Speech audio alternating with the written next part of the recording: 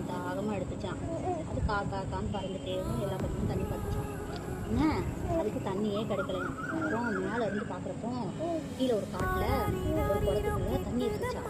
அப்போ அது சந்தோஷப்பட்டுட்டு காக்கான்னு கீழே பறந்து வந்துச்சான். கீழே வந்துட்டு அந்த பானையில் தண்ணி குடிக்கிறப்போ காக்காவுக்கு தண்ணி எட்டவே இல்லையா. ரொம்ப தண்ணி தாகமாக எடுத்துச்சான். அதுக்கப்புறமா காக்கா என்ன பண்ணுச்சு, கல் எடுத்து தண்ணிக்குள்ள போட்டுருந்தாங்க. கல் எடுத்து தண்ணிக்குள்ள போட்டு தண்ணி மேலே வந்துருச்சாமா. மேலே வந்தது காக்கா அதை குடிச்சிட்டு சந்தோஷம் பறந்து போயிடுச்சாமா. அவ்வளோதான். இன்னொரு கதை சொல்லுவாங்க. இன்னொரு கதை சொல்லுவாங்க.